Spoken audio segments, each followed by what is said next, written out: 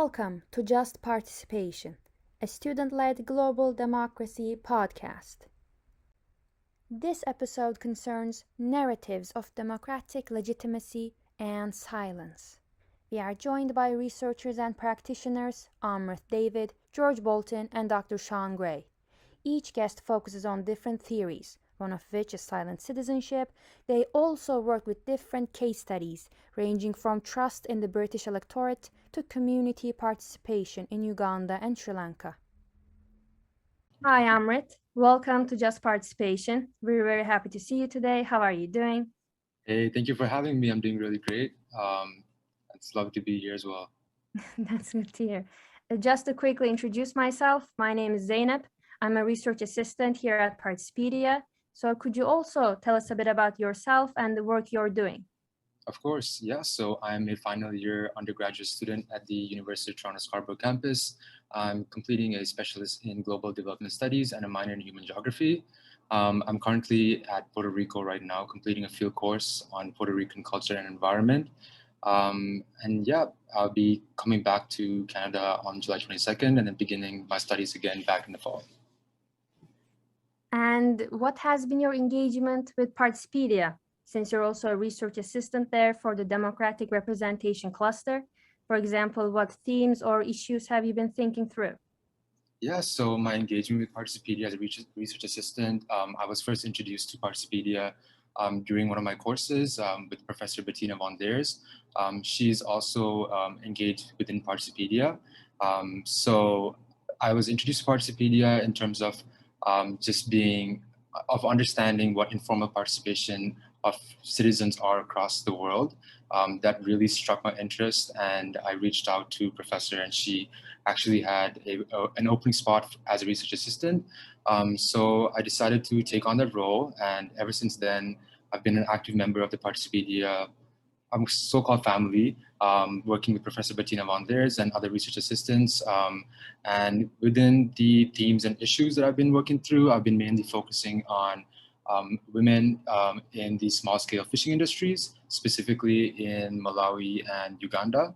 And and I'll also be writing another case study on a community organization called Casa Pueblo, which is a Puerto Rican-based community organization that has prevented a $5 billion US mining company from doing a open mining pit in the central province of Puerto Rico. So I'll be doing a case study on that as well. I wanted to focus on your work on countries from the global south and how it relates to democratic legitimacy.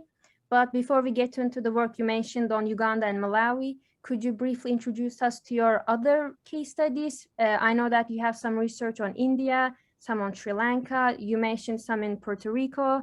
It would be cool to just hear a bit about those as well before we get into the main topic. Yeah, of course, no worries. So my research in Sri Lanka was mainly revolved around resistance in development. So I wanted to explore the resistance practices of the LTTE, which was the Liberation of Tigers Tamil Eelam movement in Sri Lanka from around 1983 to 2009, as well as I wanted to understand the government's responses to these movements. So in brief, the LTT's resistance movements, the practices were divided into like three different movements, which included social movements, online social movements, and social non-movements. So I used the frameworks of Tilley's, Stagenberg's, Bytes, and Scott's definitions to better analyze the various forms of these resistance practices. So I also used the historical lens as well, where I understood why there was resistance in Sri Lanka and how international factors such as India, such as the United States, played a major role in influencing a resistance movement within the nation of Sri Lanka.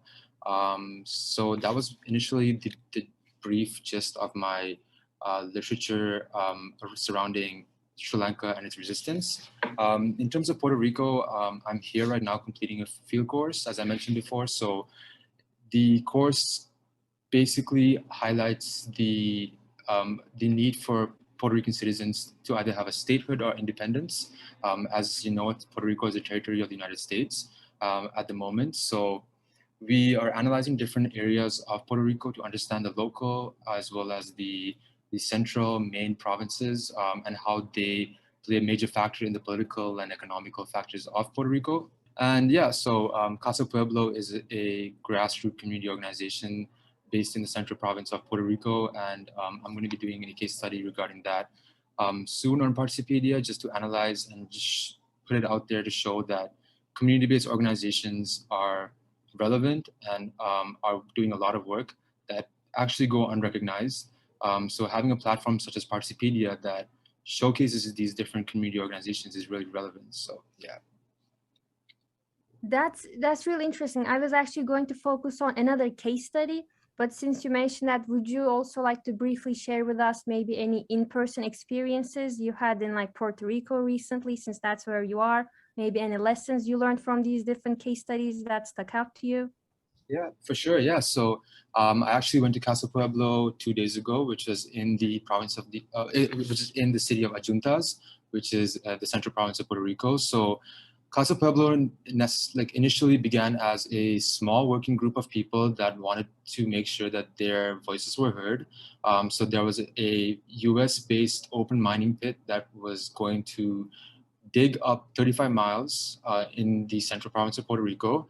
And this small working group was able to prevent that entire foreign firm of open mining pit from actually degrading and displacing their communities. So that working group decided to use collective action, which is something that I really found interest in, where people come together to participate in things that are much necessary for their own needs as well as the needs of the community.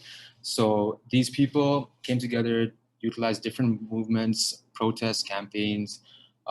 They did all this just so that they could formulate a community organization that was providing help towards a lot of different needs in terms of environmental, economic. For example, I also learned that in 2017, after Hurricane Maria, which was a devastating hurricane that hit Puerto Rico, Casa Pueblo was one of the only community organizations in the territory that provided aid to people. So they let people come in, they had basic needs, water, food, respiratory devices that people needed to survive because there was no electricity, because the government wasn't funding enough after the aftermath of this disaster. So these community organizations had to take that role of the government, and these community organizations had to utilize collective action to help their communities. So that's something that I really found really, really interesting. And I think that there has to be more light that has to be shine on these specific communities that do a lot and they don't get recognized. So that's what I'm working on for my next case study for Participedia. Thank you for that. That gives us a better idea of your research, especially in-person research. That's very valuable to us. So now we would also love to hear more about your work on women in the small-scale fishing industry in Uganda and Malawi. So could you elaborate on what types of barriers these women face, whether it be gendered, economic, political, and how they come together to overcome them? So I did 2 case studies actually. So one on the participation of Uganda's fisheries women in integrated lake management. So I'll just talk on that first. So basically the problems and purpose of this case study was to focus on the failure to attend on the disparities among communities and how resource management variances influence more local politics and strategic interactions. So they contributed to the notion of local fisheries communities tending to exclude the participation of women, which is found all throughout my research, which was one of the main themes of exclusion. So the dominance of like particular groups, a lack of accountability, and a failure to define what support and capacity building is required the need to facilitate women's participation in fisheries. Because for years and years, women have been left with little means to exercise agency and participation within this community. So the purpose of my study was to understand why we need to utilize women in these integrated lake management processes and how we could provide agency over the participation processes and what the negative effects may be and how we can hopefully reduce these gender divisions of labor in these specific communities. So that's what I was focusing more so on my Uganda case study. So for the Malawi case study, I focus more on the promoting of social relations in fish value chain activities by women. So there's Lake Malawi and Lake Chilwa, which are two different lakes, but the communities are interconnected.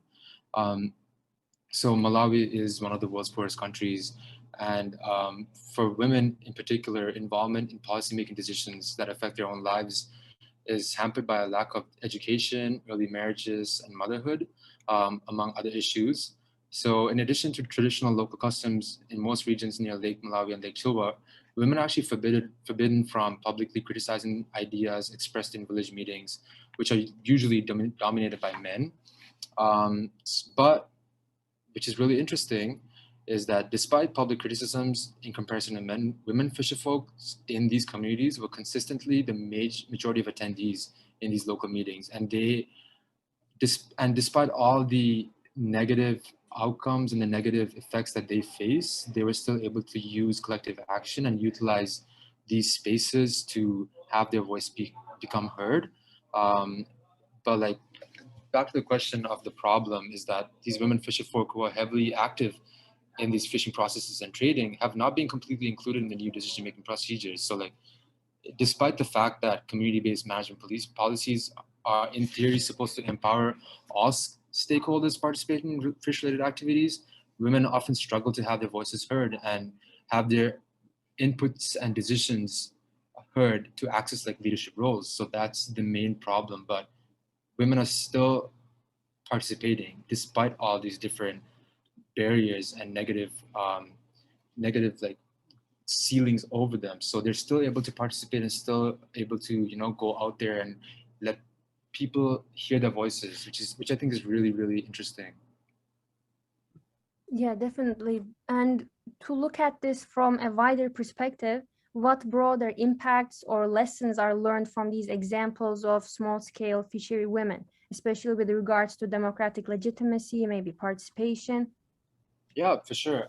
So these women, for what I've researched from in Uganda and Malawi, like I've understood that these women, despite all the different barriers that they face, they are still able to have their voices heard. And that's the thing. What I find really interesting about Participedia is this platform allows for us as regular citizens around the world to have access to these case studies where we're able to understand how these women are participating and how they're utilizing their own voices and their own communities to become agents of power in their own communities. And I feel like that's such an important thing that we need to understand, because these are things that we don't really, I guess, like we don't really think about in that sense, because we come from various different regions and various different like cultures and ethnicities. So in terms of political processes, I feel like there's definitely a lack of trust between the community and the political leaders.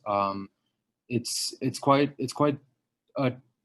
quite a tricky subject as well, because there are people who want change. There are people who are fighting for change, but at the same time, there's a system that operates within that. So that system is always targeting certain groups of people, whereas women, for example, are one of those key figures in society, but the system is always oppressing women in these industries. So one thing I have understood from these case studies is that like women use their own leadership roles within their own capacity to self-govern. So that's something that I really understood that they've utilized. So either through participatory democracies or either through like self-governance, cooperatives, mutual aid, different ways that women have utilized to actually become agents of politics within their own communities. They've taken on leadership roles, especially in the case study of Uganda.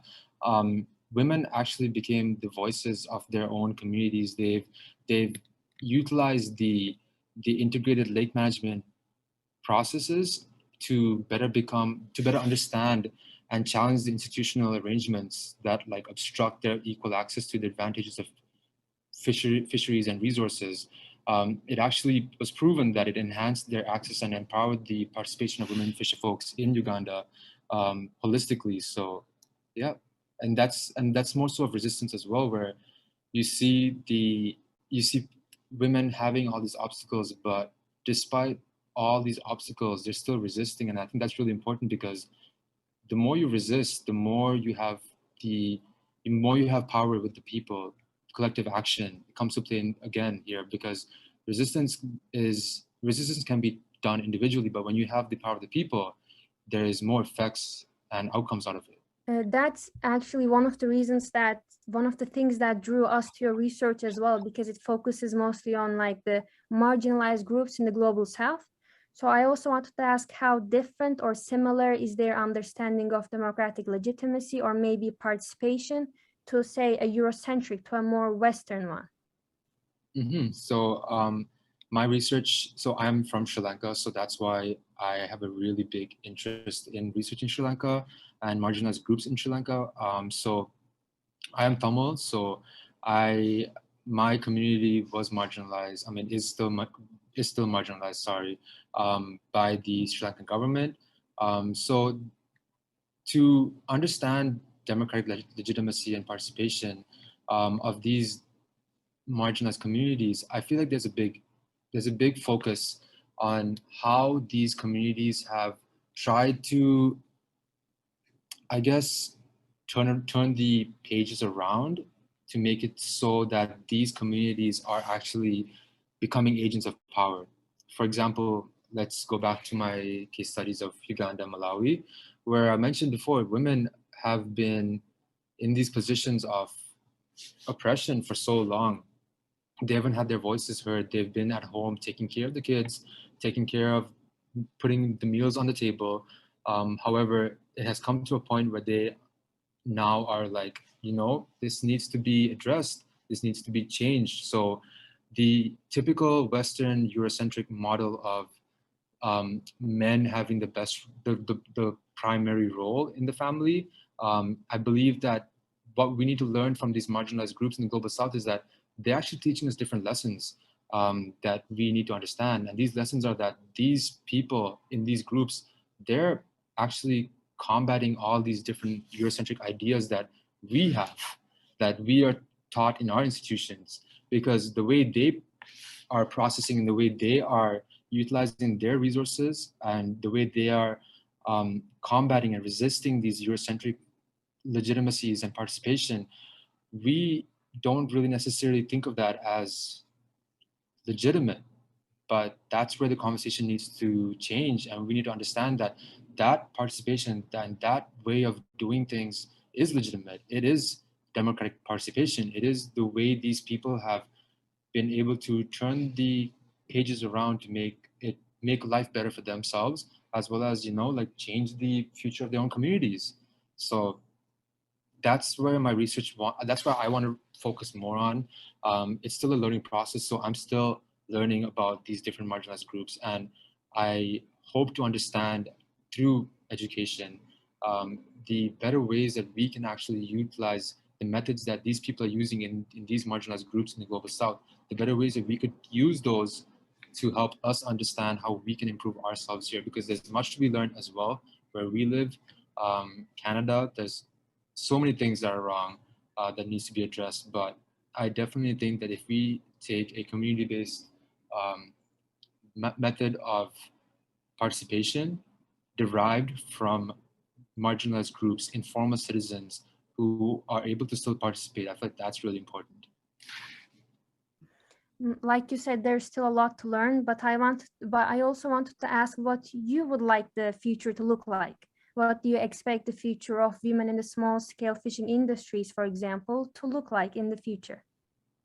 Yeah, so currently, globally, women make up 15% of people engaged in the fisheries primary sector, and like they tend to fish in different ways than men. So, but even more significant, of 200 million people employed in like full or part-time in the secondary primary sectors of fisheries, women make up the half of the workforce. So for the future, in my terms, like how I want to see it is the sense that we need to, again, understand how these people participate. We need to give some light, which I believe Participedia as a platform is doing so, in the sense that we are providing resources, we're providing these educational informations out to students, out to various academics, and out to the public to understand how these women are participating in their specific industries, and there's so much to learn. I really think there's so much to learn from a lot of people. We all come from different backgrounds.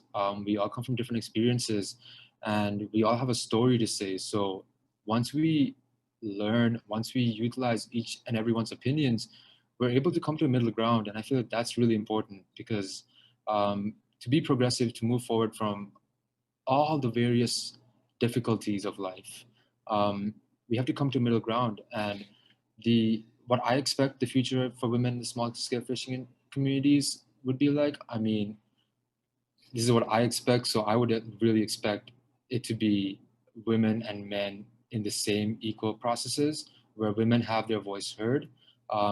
I believe that women are general forces, and they have pushed for so long, and we need to understand that this has to come to an end, where we need to give a voice to people, just any person of any gender, of any identity. We need to give them that power and that voice. So I would really hope to see, like in a couple of years, if I go back to this research on fisheries, I would really hope to see that women have the equal participation, democratic participation, legitimacy as men do in fisheries. I would like to see women taking up leadership roles. I would like to see women utilizing their own communities and becoming voices in their communities. So that's what I would like to see. It's more general. I could go into specifics, but that's generally what I would like to see in the future. And finally, going back to what you mentioned about Participedia and the resources, what do you hope to be able to contribute, explore, or learn from the Participedia community? Yeah, so Participedia again is an amazing platform. I think it is really helpful for a lot of people. It really opened up my eyes. I just started scrolling down on the cases and started reading on the different cases, and like to see the amount of collective action and the different self-governing organizations that are out there. It's quite interesting and quite amazing that people are doing these various things that we don't really understand, and we don't really have that resources to be able to understand. So I feel like Participedia really fills that gap, where this global platform, it documents democratic participation. It really showcases the need for democratic participation by informal citizens, and the need for us to understand how these informal citizens participate and how we can utilize what they're doing to better help us in our ways of governing, in our ways of doing life. So I feel like that's something that I'm really, really like mind blown by Participedia, because it's such an amazing platform that is just growing as well. And like it has such fresh ideas from different people around the world, different backgrounds, students, academics, professors, scholars, like even the public. It's amazing. It's definitely amazing. And the second question was any projects that Participedia that I'd like to spotlight at this time. Yes. Yeah, so I mean, you can obviously check my cases out.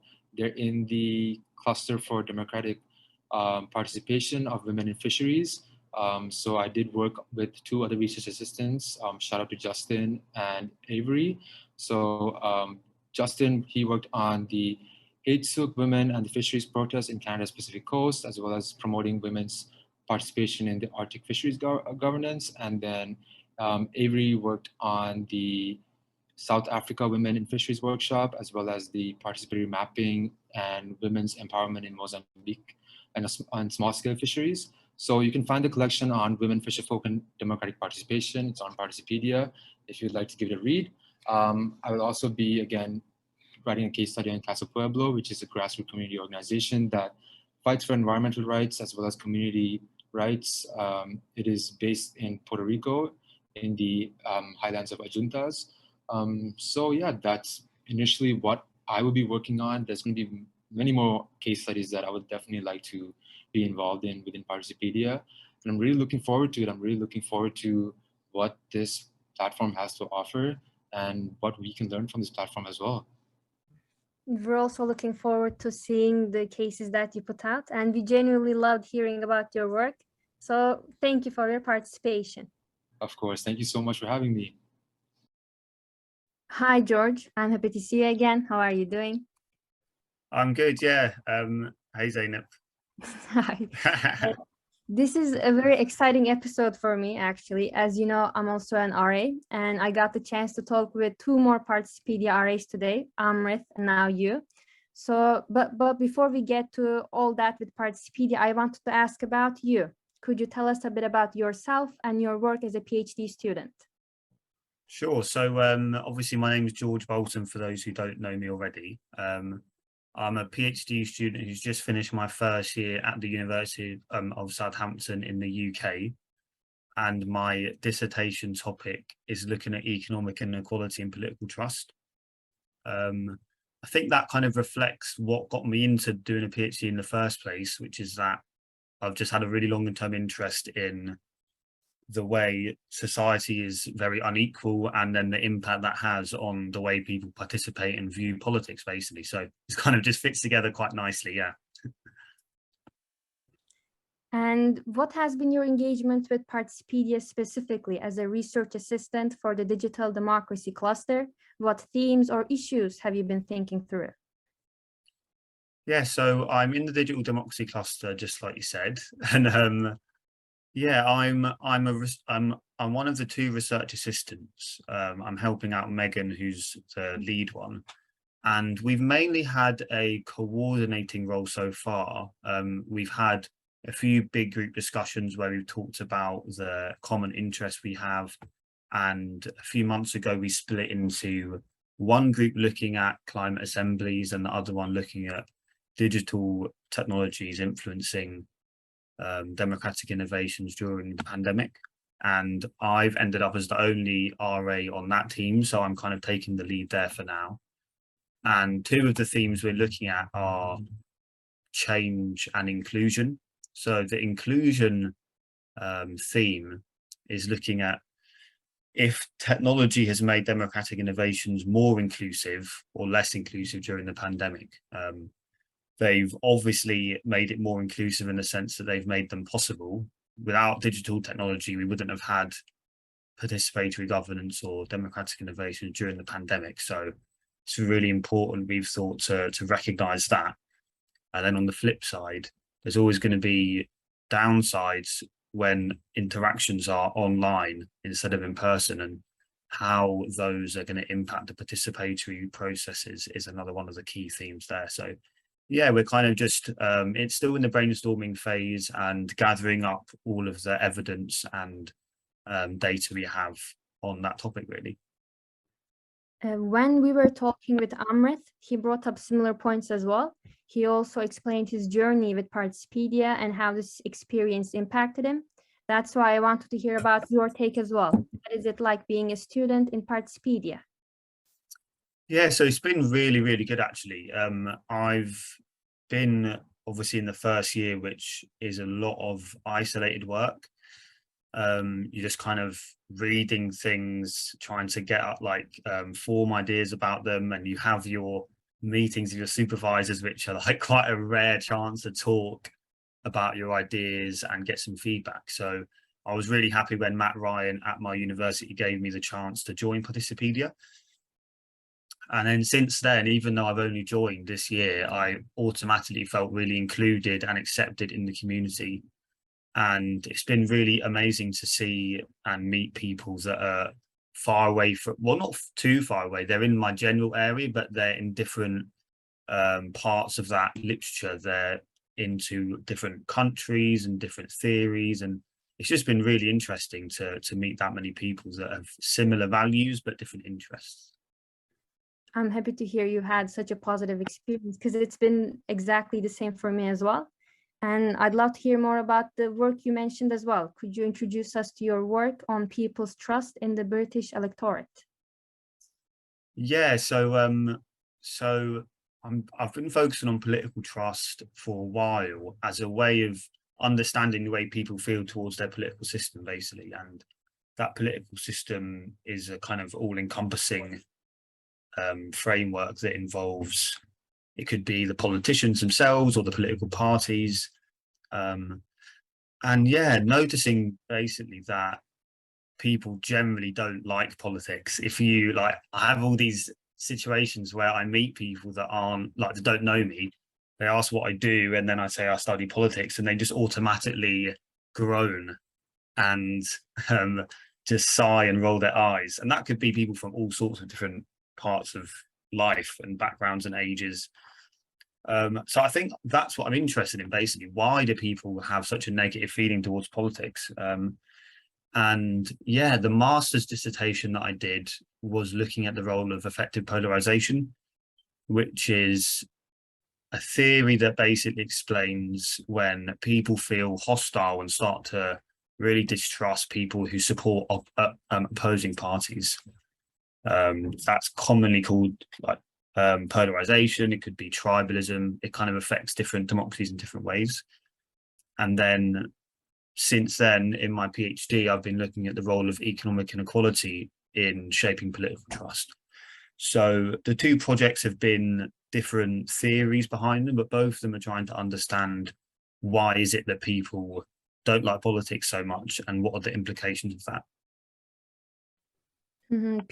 I agree that people generally don't like politics, but how do your observations of attitudes towards politics or the British political system change when it comes to different groups in society?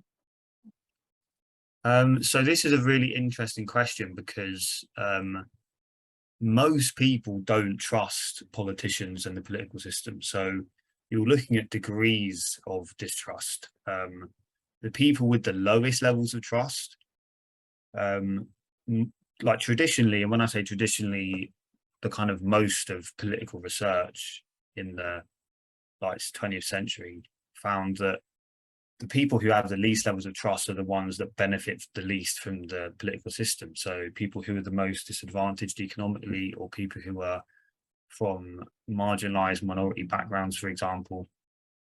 And what I've found in my research, and it's becoming quite common in other countries too, is that it's almost the reverse, where groups that used to be the least trusting sometimes trust more, because they see the political system as catering more to their needs.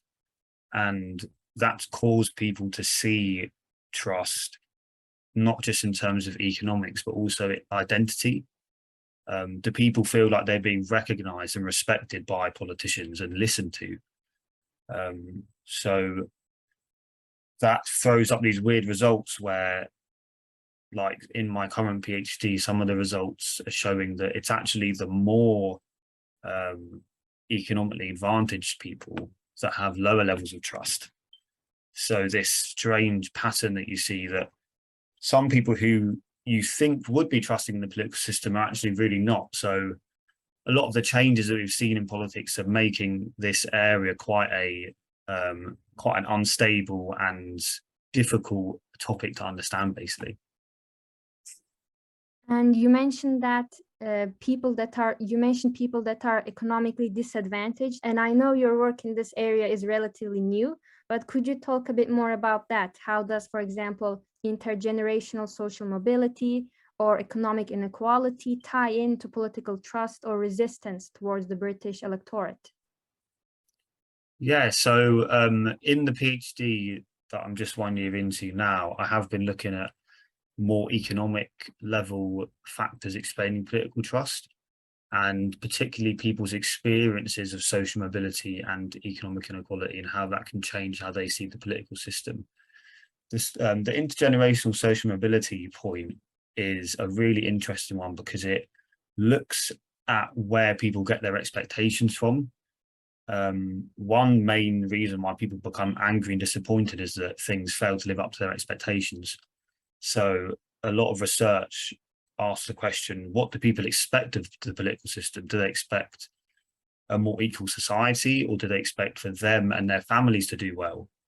The intergenerational points looks at our families and our family background shaping how we view our lives and how we view our life chances. And the reason why this is getting increasing attention right now, including my own research, is that a lot of people, especially from the younger generations, are doubting whether they can progress through the traditional, or at least the kind of traditional post-World War II markers of adulthood, like getting a house, having a stable career, having a retirement plan, all of those things that most people thought that they could get if they worked hard enough, for example, are looking more in doubt. So I'm really interested in how young people are reacting to that, basically, and whether that reaction could involve a growing distrust of politicians and wanting an alternative, basically. And before we conclude, I wanted to take a step back and ask about the impacts and lessons learned from this case study of Britain. What can the broader field learn from a Western example such as this, especially with regards to democratic legitimacy and participation? So I think it's obviously hard to generalize from a single case, but the political legitimacy and economic inequality are issues that affect all countries, even non-democratic regimes, such as China, for example. They worry about democratic legitimacy. Sorry, they worry about political legitimacy, and they worry about the level of inequality in their society, because often when people see their society as unfair and unjust, they are mobilized. Now, hopefully, and I think all people in Participedia would share this hope, when people see things as unfair, they participate and they get involved in either democratic innovations or social innovations. But another way that can happen, and another possibility is that people disengage and they do not be involved at all. So in that sense, what my research is trying to learn about regarding how people's perceptions of inequality shapes their levels of trust in the political system and their willingness to participate, and participate in what way. I think those findings will definitely, at the very least, be able to inform similar research in other countries, especially as economic inequality is something that's probably going to be here for the near future, at least, or the hopefully not forever in an extreme form. But yeah, I think all democratic systems that are in flux and that are experiencing a lot of instability, I think understanding that instability through understanding how individuals see inequality and fairness, I think is a promising avenue for research. You just mentioned the possibilities, but what about your expectations? What do you want the future to look like with respect to electoral systems and beyond? So from what I've been reading so far, I think that crises, and whether that's an economic crisis or, as we're experiencing right now and have been for a while now, the ongoing climate crisis, when people are perceiving and experiencing the breakdown or the unfairness in their society, they're going to look for alternatives, and those alternatives can become radically different. One set of alternatives could take us to a more egalitarian and democratic society, and another set of alternatives could go the other way into democratic erosion and some people say backsliding, so regressing into a less democratic state. So I think the negative side is that the worse things get, it's more likely people are going to want extreme solutions. And I think the hope is that people who believe in democracy will get more and more successful in convincing people that the solution to these crises is not less democracy, it's actually more democracy. And that is the sort of optimism and belief that I get from Participedia. And on the topic of solutions, what do you hope to be able to contribute, explore, or learn from the Participedia community? So I hope to learn a lot from the people in Participedia, because there's obviously decades and decades of experience and knowledge about what it takes to overcome challenges to democracy in around the world. So I'm really looking forward to just soaking more of that up as the years go on. And in terms of contributing, I really hope that my research and the literature that I'm immersed in during the PhD can help inform our understanding of the wider political and economic context that participatory governance processes operate within. So yeah, I hope that there can be a sort of two-way street of learning and contribution. Yeah, definitely. I'm sure that process has already been taking place because your work already brought a different lens, a more Eurocentric and established case to our conversation today.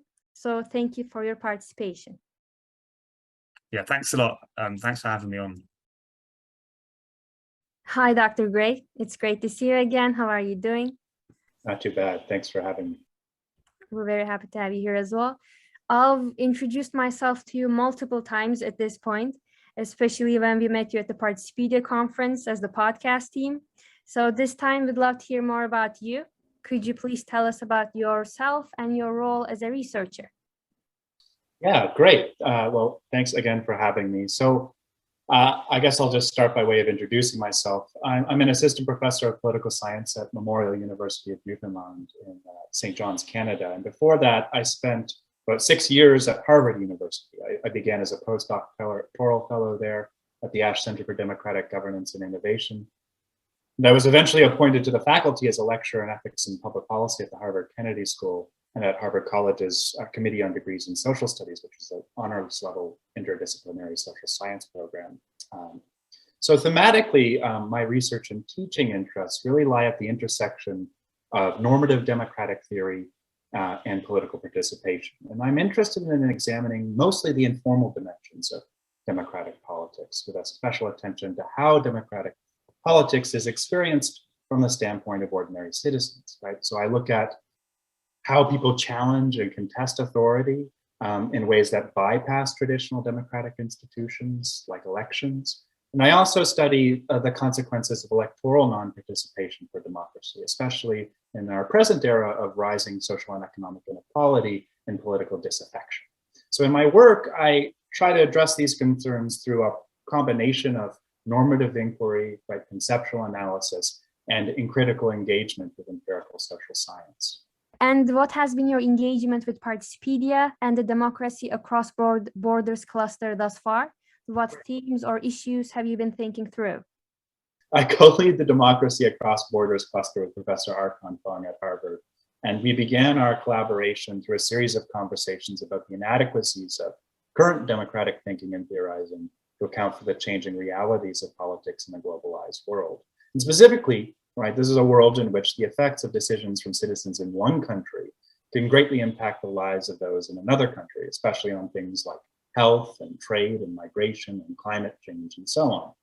So our cluster is really interested in taking up these themes by investigating sort of new forms of democratic innovation that are happening across borders at the transnational and global levels, and that seek to deal with, or at least address some of these cross-border effects by involving citizens in governance structures above and beyond the state. So we're looking at citizens' assemblies, for example, that might occur at the level of the European Union, or mini publics that take place in conjunction, say, with the last UN meeting on climate change.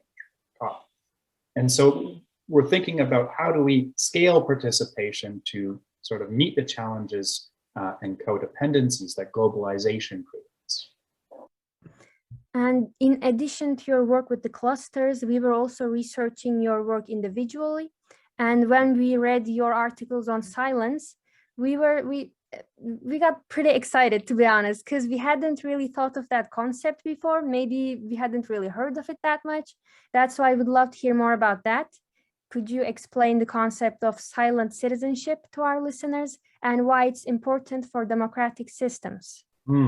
Yeah. So that's a really complicated question. And it's one obviously that I've spent a number of years thinking about. Mm-hmm. But I think the best way into thinking about the problem of silent citizenship really starts by taking a step back and reflecting for a moment about what kinds of inputs our legacy democratic institutions, especially electoral systems and legislatures, are primed to pick up on, right? So in established democracies, we typically communicate our preferences and opinions to governments through certain kinds of communicative participatory acts, for example, voting or lobbying or protesting, opinion polls, and so on. So our elected officials naturally use that kind of participatory input to guide their decision-making in crafting laws and policies. At least that's what they ideally are supposed to do. Now, we don't often think about it, but just as our government system is primed to pick up on and read certain participatory acts as communicative, it's also primed to pick up and interpret political non-participation in certain ways, usually by reading it, say, as a sign of apathy or satisfaction or disinterest in what's going on, right? Politicians don't have to worry about those who don't participate, and that sort of has a colloquial sense in which we invoke that to motivate people to participate more. So my project is really starting from this premise and taking it at face value and saying, well, what are the communicative consequences of political non-participation in a system that's primed to pick up on the voice and input of its citizens? And more importantly, in what ways do politicians and elites get silence wrong, right? In the sense of, say, interpreting non-participation as communicating, for example, apathy, when in fact it was intended to communicate, say, resistance or opposition. And it's that gap between, for example, what active non-participators might think that their silence means, or what they might intend their silence to mean, and what the political system is geared towards interpreting silence as, that I'm most interested in exploring in my book. You were talking about how silence can take different forms, such as apathy and resistance. In your work, it's more so-called disempowered silence versus silence as a choice. So what would be their differences or symptoms in a general sense? Right. Yeah, so the key to thinking about this is actually, again, just to adopt the standpoint of a politician who genuinely, wants to understand what her or his or their voters or constituents are trying to tell them. Right. And think about it. And so to think about a hypothetical where an interested politician wants to pass a law or policy, say about tax reform. And so they send out a survey, right? And they want to poll all of the preferences and opinions of their constituents so that they can adequately represent them. Right? Well, it's going to turn out, like most polls, that you get a lot of non-responses, right?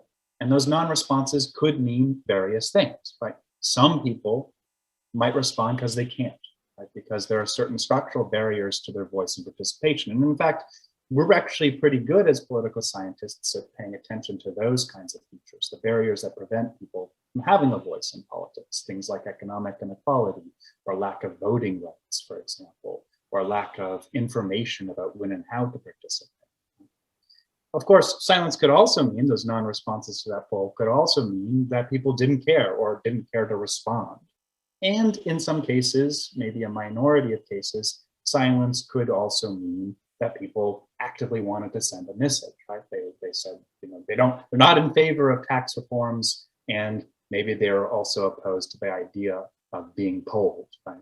So the problem is actually just an interpretive dilemma. How do we make sense of the varying reasons for non-response, given that voters aren't telling us, right? Because if we followed up non-responders and they responded, they would become respondents.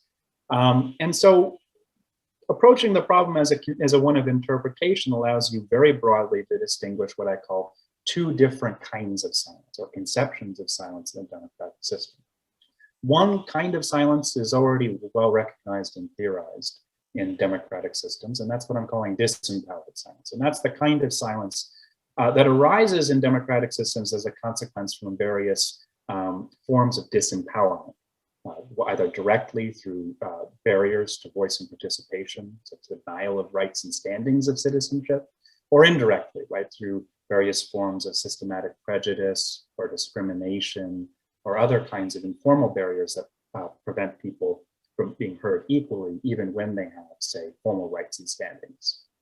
So we're, again, in political science, pretty good at thinking about disempowered silence and how to overcome it. And in fact, a lot of the work we're doing at Participedia, right, is geared towards thinking about and designing democratic institutions to be more deliberative and more participatory in ways that ideally would overcome some of these symptoms of disempowered science.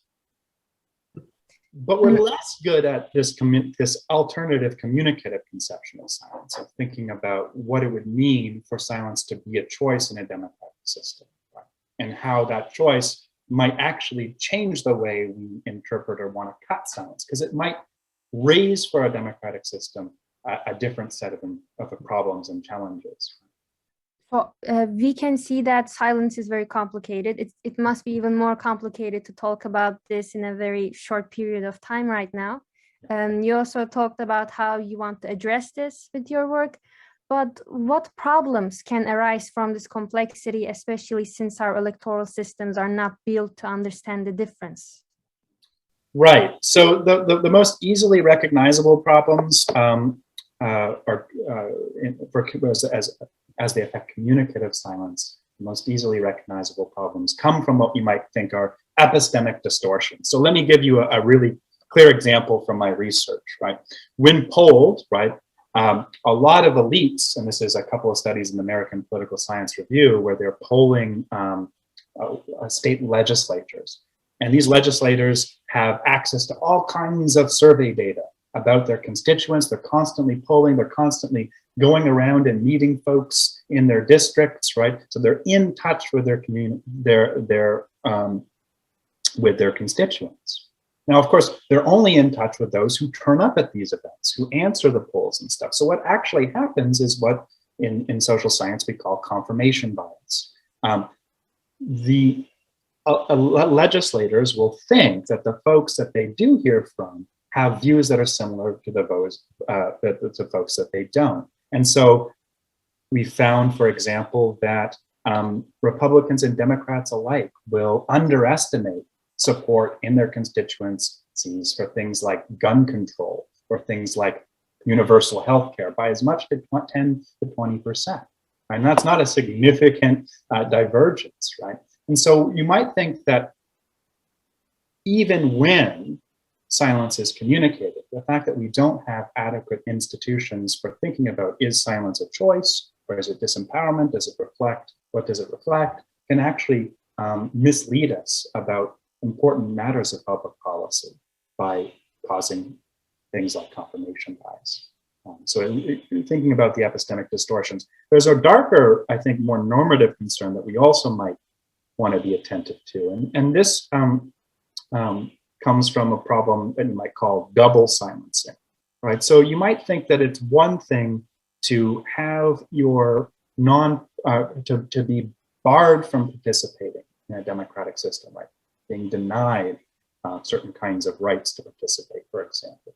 But it's another thing altogether to have that denial be twisted in some sense by the very system that's denying you into a form of consent or approval or apathy, right? So if you prevented me from participating and then construed my non-participation as consenting to, say, the system or approving of it, right? You might think that there's a double harm or a double silencing, as it were. And I think as democratic theorists, I'm certainly interested in the moral problem that arises when we say, take the silence of the oppressed or take the silence of the excluded to be communicative of their assent to that system. And I think that that's another reason to be very attentive to when silence is a choice versus the various conditions under which it might express disempowerment. I see. And in addition to the example that you just gave, in your work, you also talk about compulsory voting. Could you elaborate on how we can apply the right to silence to this contemporary decline in voter turnout as well? Yeah, so once you start to think about, well, what would it take for democratic systems to start to parse silence along the ways in which I'm trying to distinguish it conceptually, right, between disempowered silence on the one hand and communicative silence on the other, you start to run up against one fundamental right that we don't often think of that affects participation, and that's the right to silence. Actually, as a corollary of the right to free speech in democratic societies, we also have the right to just decline to participate or to not speak, when or if we so choose, right? And so that's very interesting because it means that when you're thinking about institutional design, you need to be thinking about ways in which you can compel people or get people to turn out in ways that parse silence along the lines that I'm thinking. So one proposal that I've considered, and I'll run through a few others, is compulsory voting. Not because, and this is typically the reason, not because compulsory, sorry. One proposal that I'm thinking of here that might do some of this parsing work is compulsory voting. Now, compulsory voting normally is justified as a way of ensuring that you get an equal turnout among underrepresented demographics, right? So if we compel everybody to vote, right, by say making their not voting, say, or not turning out punishable by a fine, then you can be fairly certain that everybody's going to turn out, even across demographics that don't usually turn out, right, such as racialized minorities or the working poor. And this indeed is borne out, right? Australia, for example, has a compulsory voting and regularly gets turnout rates in the high 90% range. But another, and I think more interesting justification for compulsory voting is that it actually provides a neat way of making clear to voter or to politicians that silence was not a choice, or that silence, sorry, was a choice. Because look, if you compel turnout, but then those who abstain under conditions of compulsory voting, you're fairly certain that silence was a choice and not just disempowerment, right? You can actually parse it because now I've created the institutional conditions under which I've said the baseline is you turn out, right? And everybody has to turn out. And now I know that your turnout, whatever else it means, or you're not turning out, sorry, whatever else it means, it doesn't mean disempowerment, it doesn't mean apathy, right? It doesn't mean disinterest, it means a choice. Right? And that becomes a basis, at least, for alerting politicians to abstention in a way that induces them to follow up. Right? So if I'm an entrepreneurial politician, and this actually does play out in Australia, I will see and have a clear signal that there's this reservoir of abstainers that I could then tap and mobilize, maybe to increase my electoral turnout in the future, if, for example, I appeal to them better. And in fact, I'm going to keep referencing Australia. Australia actually has a system that follows up on blank and spoiled ballots, and the government will follow up with a set of surveys to do just that. That is to respond and try to figure out what the silence of non-responders or non-participants in elections under compulsory voting actually means. So that's one institutional design proposal that might get at some of the problems I'm gesturing towards in my work. Yeah, that now I understand it a bit more clearly. And this discussion of decline in voter turnout and the problems you mentioned instantly make me think of trust and how that would tie in. Would this rigid design of our electoral systems affect people's trust in the electorate? Or could we say expressive silence is at times a result of lack of trust, for example?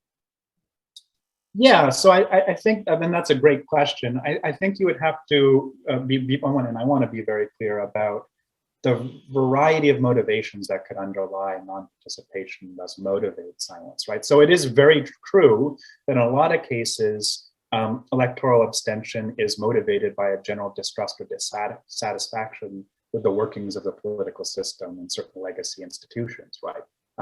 Like elections, right? We might think that politicians aren't responsive to people like us as a complaint, or they don't listen anyway, so what's the use? You also see as a general pattern across the developed democracies that where options on the ballot are narrow, right, where I can only choose between red and blue, abstention rates tend to rise, right? So the more options I have, the more opportunities I have to pick people that might represent my particular package of views, the more likely I am to give voice. I don't think a rigid system like compulsory voting necessarily gets at distrust or trust. What it does, though, is sets the stage where we can have in a more informal way, inducements to responsiveness to silence, right? So what's going to increase trust, or at least overcome distrust, is the follow-up work that politicians and elites are prompted to do once they have clear and accurate information about who's abstaining, who's dissatisfied, right? What kinds of silence represent choices as opposed to silences that represent, say, apathy or indifference, or indeed, generalized distrust. I should also say, and maybe this is by way of pivoting to some of the work we do again at Participedia, that you might think that deliberative and participatory institutions might do a better work in parsing silence, right? And certainly there have always been in the background of my mind, right? So I'm strongly in favor of democratic innovations, and especially in favor of things like increasing the use of citizens' assemblies or participatory budgeting to involve more citizens, maybe even those distrustful citizens, in the policymaking process. But that said, I also think that there's a tendency in that kind of literature, and the deliberation literature, to think that, right, if we can get the design right at the institutional level, then we can solve for non-participation, such that things, right, like silence, aren't really going to be a problem anymore. Right? So perhaps, right, we can set up a way of randomly selecting participants from the right demographics, or sufficiently publicizing an event such that we get people turning out in sufficient numbers and participating in sufficient numbers, that we can do away with all this problem of figuring out what silence means. But there's been some great studies to suggest that that's not really what's going to happen, right? So Vincent Jacquet, who's at the University of Louvain in Belgium, actually surveyed those who were invited but didn't attend a series of citizen forums in Belgium. And he reported that the reasons for not participating in these deliberative events closely mirrored the reasons that most people give for not participating in, say, your typical election, right? It was too costly in terms of time. It was too costly in terms of taking time off work, right? It wasn't sufficiently publicized. There was some distrust of the people organizing the event because it's part of the system, right? So it turns out that many participatory democratic innovations, even those that try to randomly sample, actually still display a large SES skew, or socioeconomic skew, in those who do turn out and participate. And actually, the reasons that people don't participate in those forums actually mirror the reasons that they wouldn't participate, say, in elections, right? So it's reproducing the same problem without actually solving it. This actually ties in the two interviews we had today, because they presented case studies from the Global South and the Global North on people's participation and democratic legitimacy. And they both made reference to the relationship between the people and the electorate, especially in terms of trust or lack of trust. For example, Amreth focused on cases from Uganda and Malawi, while George specialized on the Great Britain. So going from what you just talked about, now I'm realizing that both had examples of forced and expressive silence, and they both show different sides of this. So thank you for allowing us to put what we heard more into perspective. This really helps us a lot. Fabulous, yeah. That was somewhat helpful. And maybe to further tie that, I wanted to ask whether the practice of silence as political expression would differ between countries from the Global South and the Global North, or maybe Western and non-Western, how you would like to put it? Yeah, no, that's a fabulous question. So I think it's certainly true, just like all acts of political expression have different cultural values and meanings in different contexts, that certainly is true of silence. And, I've been speaking more generally about political non-participation as it occurs in established Western democracies. So Australia, Canada, the United States, European countries, and maybe Japan. But it is certainly true that you do see silent protests and forms of expression take place and have different kinds of cultural variances in authoritarian countries. So one very interesting example that comes to mind is from Turkey, where there was a very famous silent protest in 2013 involving a man named Erdin Gündüz. And what happened was Gündüz walked into the middle of Taksim Square in Istanbul and just stood there, motionless, completely silent. And this was his way of protesting, or at least getting around a recent government ban on assemblies. So the government had banned assemblies or collective expressions of dissent. And so he just stood there, arms in pockets, right? And eventually other people joined him, but joined him at a distance, right? So you couldn't, looking at the scene, you could sort of see that silence was intended to convey a protest, but you couldn't accuse Gündüz, or indeed those who followed him, of sort of collaborating in that expression. And so you'll see a lot of different cultural appropriations or uses of silence that are appropriate to a context, especially in creative acts of resistance. You will also see silence being used, especially in an interpersonal level, in different ways when it comes to, say, norms of politeness or reticence when speaking to authorities, or those, especially in more hierarchical societies, those to whom you owe certain kinds of deference. And as deliberative democrats, I think it's important that we recognize different cultural variations in willingness to speak across certain kinds of divides or in certain contexts, and adapt our facilitation methods appropriately. But more generally, I mean, much of my work is thinking about the macro level. At the macro level, the situation becomes more complicated, especially when you're trying to discern, say, what the silence of non-participation in elections means versus, say, silent protests, or versus politeness. And since we're at a more macro level, before we conclude, I also wanted to address this mainstream assumption, which the case studies I mentioned would agree with, that political and democratic legitimacy is typically associated with active participation and a voice. So where the silence would fit into that? Well, so actually, if you follow Plato, and in fact, you follow a very prominent group of political scientists from the 1960s and 70s, they were actually thinking the opposite, right? So they were looking at the protests that engulfed, say, France in the 1960s, and they were really worried that a lot of the dissident work, think of the civil rights movement in the United States, an overwhelming number of protests that were occurring around Vietnam and elsewhere, they were actually thinking that silence or non-participation is an indicative of a contented citizenry. And their objective was to say, well, how do we design political systems such that citizens are getting what they want and thus don't have to constantly be involved in protesting and holding politicians to account. So I would just problematize the idea from the get-go that political scientists have always associated voice and participation with legitimacy.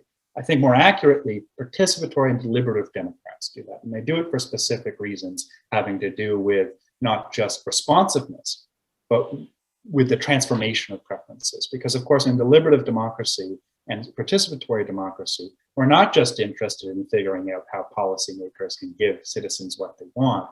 We're thinking about how to bring people together and transform their sense of community, their sense of self, their preferences in ways that allow them to discover new policies, new meanings, and make those and forge those together collectively, right? So it's a thicker conception of democracy that gets you associated with a primacy on voice and as a mechanism of legitimacy, of political legitimacy.